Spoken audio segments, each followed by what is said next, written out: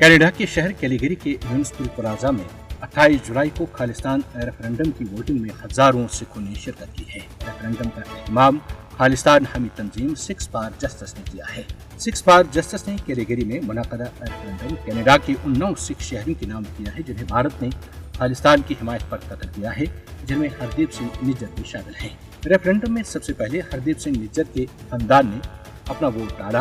Vote cast करने के लिए सिखों की लंबी लंबी कतारें देखी गई और मर्दों, खवातीन, नौजवान, बच्चे और बुजुर्ग अपना अपना वोट कास्ट करने के लिए शहर में जमा थे। सिटी हॉल के बाहर जमा होने वाले सिखों ने खालिस्तान के झंडे उठा रखे थे। बाहर की सड़क को सिखों के बड़े बड़े पोस्टर से सजाया गया था। कनाडा में तकरीबन 10 लाख और कैलिगरी में 1 लाख से ज्यादा सिख आबाद थे।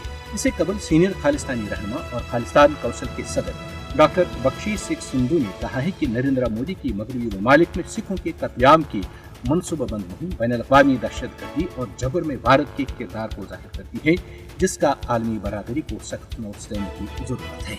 वाज़ेह है कि खालिस्तान रेफरेंडम वोटिंग मुहिम आज़ाद पंजाब रेफरेंडम कमीशन की निगरानी में चलाई जा रही है, जो तमाम मराहिल मुकम्मल होने पर नताइज का ऐलान करेगी। लंदन से 31 अक्टूबर 2021 से शुरू होने वाली इस मुहिम में अब तक बरतानिया भर के अलावा दीगर ममालिक के शहरों में बड़े पैमाने पर खालिस्तान के हक में वोटिंग हो चुकी है।